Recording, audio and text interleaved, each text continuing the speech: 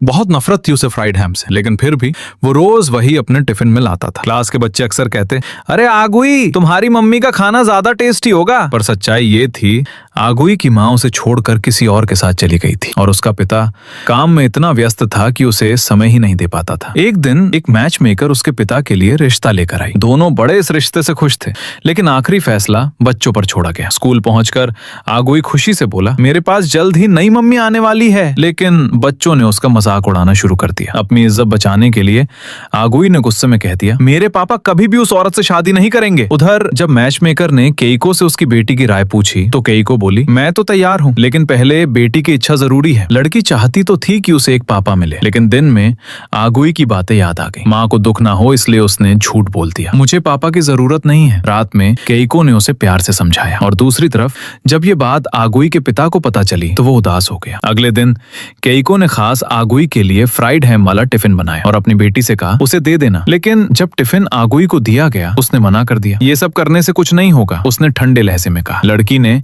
माँ को दुखी ना करने के लिए वो टिफिन अपने दोस्त को दे दिया। दोस्त ने खुशी खुशी खा लिया और धीरे धीरे वो गोल मटोल होने लगा। एक महीने बाद स्कूल में एक प्रतियोगिता हुई। आगुई के चिट में लिखा था बच्चा, तो वो मैदान से एक बच्चे को लेकर दौड़ पड़ा। लेकिन जब लड़की और उसका दोस्त चिट लेने वाले थे, अचानक दोस्त पर एक आत्मा का कब्जा हो गया। वो वहीं रुक गया और फिर उसके शरीर में लड़की के असली पिता की आत्मा प्रकट हुई। पापा! लड़की की आंखों में आंसू आ गए। क्या आपको बुरा लगेगा अगर मैं किसी और को पापा बुलाऊं? पिता मुस्कुराए, मुझे सिर्फ तुम्हारी खुशी चाहिए। अगर वो आदमी तुम्हें खुश रखे तो उसे अपना लो। ये कहकर वो शांति से चले गए। लड़की तुरंत दौड़ी और आगुई के पिता का हाथ पकड़कर उसे फिनिश लाइन पार करा दिया। अब वो उसे अपना पापा मान चुकी थी। प्रतियोगिता के बाद केइको ने आगुई की तस्वीर ली। आगुई ने धीरे से कहा, थैंक यू। केइको मुस्कुराई, अब से मैं तुम्हारे लिए रोज फ्राइड हैम बनाऊंगी। लेकिन आगुई ने सिर हिलाया, मैं फ्राइड हैम इसलिए खाता था क्योंकि वो दुकान सबसे जल्दी खुलती है। ये सुनकर केइको की आंखों में आंसू आ गए। आखिरकार दोनों ने शादी कर ली और ये दो टूटे हुए परिवार